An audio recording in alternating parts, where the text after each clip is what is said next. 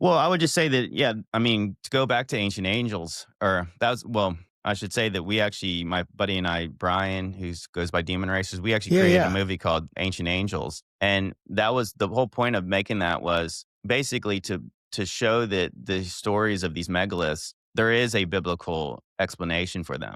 And I think that when you do go into like kind of a lot of people's rabbit holes, they go down with like Graham Hancock, Yeah. and you hear about lost civilizations and you see timelines that don't really line up with what the Bible says in the story from Adam. But I would say that there's a lot of people, of course, the science is trying to point us to a billion year timeline with evolution and all that kind of stuff and dinosaurs and all that kind of stuff that really is meant to pick at what the Bible says. But then if I can research and I can show like the archaeology, there is an explanation biblically. Well, I think I can find confidence in what we're doing, because I think that I was really kind of unsettled with some of the ancient alien stuff because I thought, well, this is really weird that there's this connected society. We don't know how long ago, and what does the Bible say about it? But if you read the Book of Enoch, it does give you sort of at least an explanation of how this could have been lost. So if there was a giant flood, well, maybe that would have been what separated us from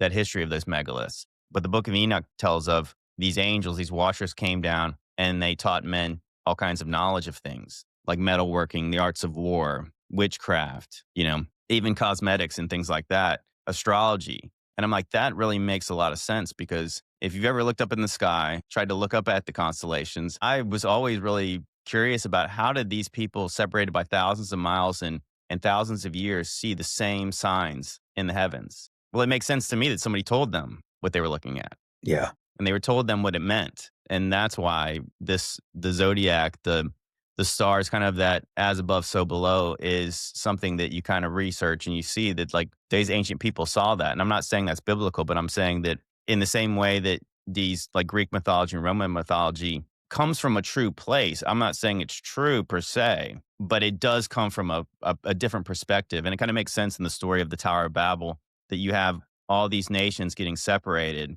different languages. And then so they all have the same story, but it's slightly different. And it makes sense. There's a different perspective on these stories. I mean, Hindu stories or Chinese stories or, South American stories, Mhm. they all kind of rhyme. So Absolutely. absolutely. Absolutely.